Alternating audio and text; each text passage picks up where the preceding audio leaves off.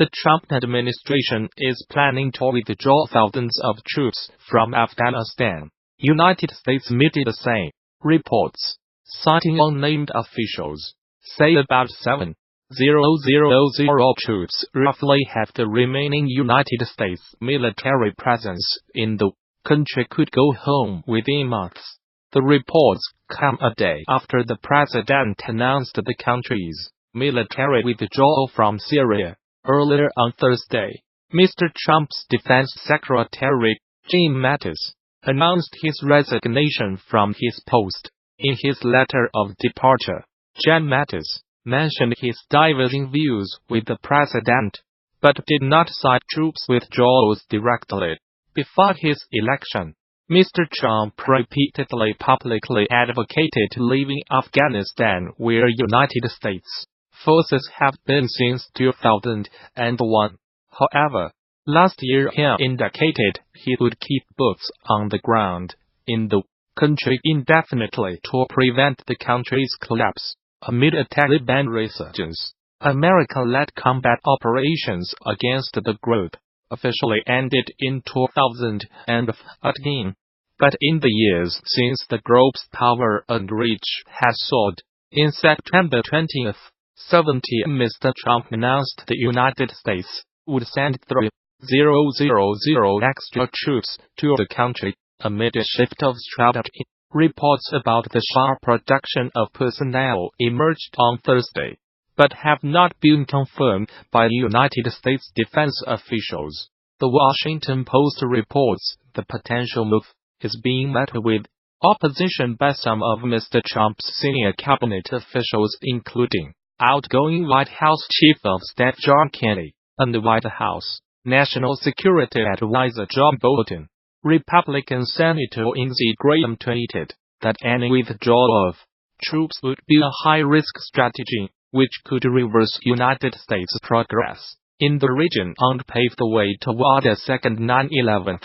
He had earlier spoken out against the Syria withdrawal, which he described as a huge Obama-like mistake. Wednesday's announcement on Syria was also met with criticism from United States allies and coalition partners.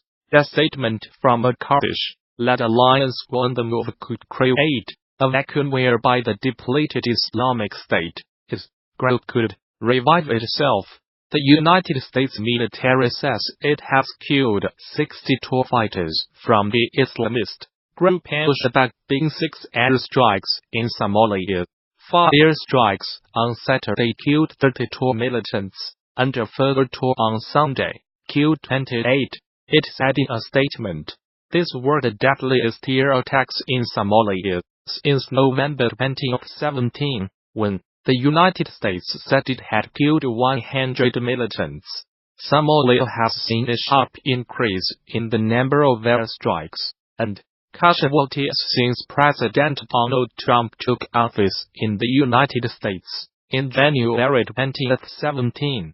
A tally by the Bureau of Investigative Journalism reveals that at least 400 people have been killed in airstrikes since the beginning of 2017, far more than the previous 10 years combined.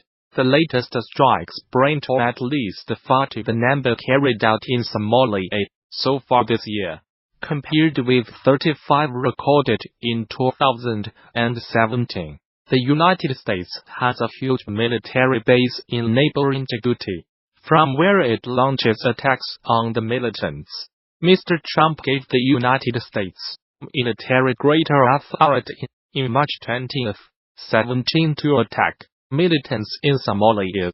Traditionally, United States presidents have been wary of intervening in Somalia since Special Forces soldiers died fighting militias in the capital Mogadishu in 1993, a battle dramatized in the film Black Hawk Down. No civilians were killed in the latest airstrikes, which were carried out in coordination with the Somali government, the United States military said.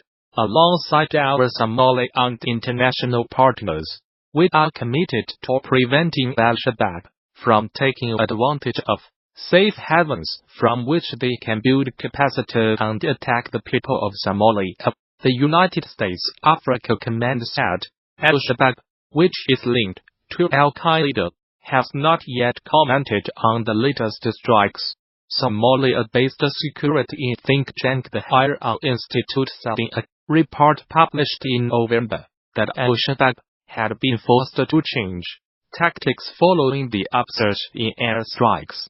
The institute said the group was now conducting fewer mass attacks on military bases, but attacks on government offices and businesses which refused to pay its taxes had increased markedly.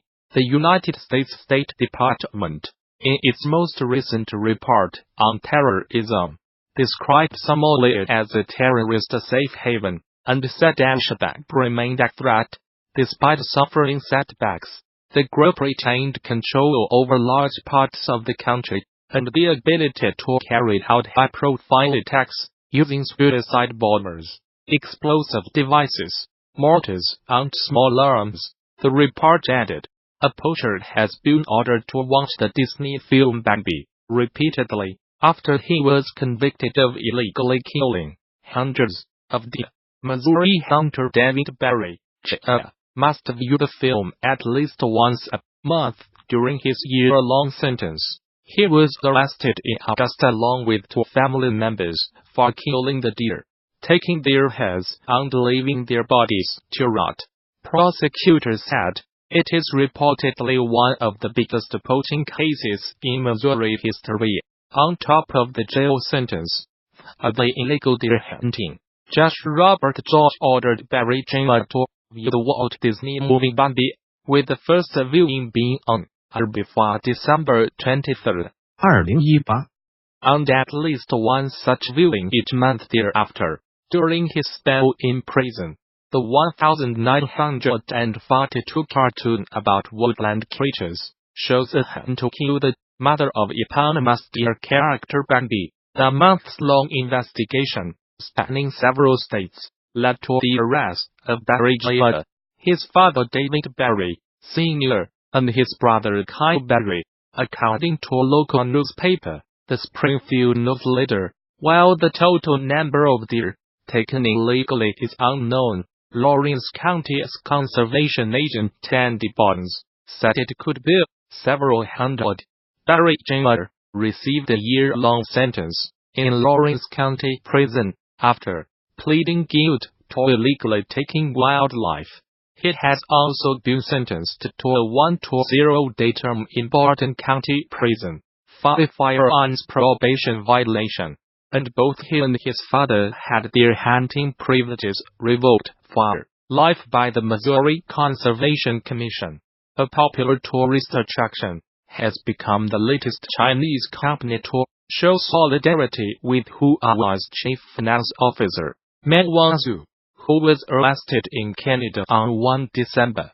Shannon Mountain Scenic Park, in eastern Hainan province said it would waive the $9.65 ticket fee for anyone carrying a Huawei phone. Ms. Meng, who was given bail in Canada, faces extradition to the United States on charges of breaking Iran sanctions. Her case has upped tensions with China. Use Huawei phones, shoot grand photos on the mountain. A notice on the Shannon Park's social media account said, "We wish friends around the world who support Huawei's success and bliss." The offer would last until 29 December, the South China Morning Post reported, but it was met with some criticism among China's social media users, who claimed it was discriminatory. Huawei phone owners are being offered other enticements too. They can get a 20% discount at a border in Beijing. Seen in Beijing, bring a Huawei phone and get 20% off. Similar to this story we covered yesterday, https://qxl19ypqlpic. Twitter.com Soccerlof. End of Twitter post by @LuOceanG. At least one firm has threatened to penalize anyone buying Apple products. A few days ago, Manpada Shenzhen based LED and display manufacturer offered subsidies to any employees buying Huawei phones. It also pledged to fine anyone who bought an Apple iPhone. United States prosecutors alleged Ms. Man 46. used the Huawei subsidiary called Skycom to evade sanctions on Iran between 2009 and 2014. They also alleged she publicly misrepresented Skycom as being a separate company from Huawei, and that she deceived banks about the true relationship between the two companies. Ms. Man, who is the daughter of Huawei's founder, has denied any wrongdoing and said she will contest the allegations. Life of Huawei's high-flying heiress. The United States has been investigating the Chinese telecoms giant, the world's second-largest smartphone maker,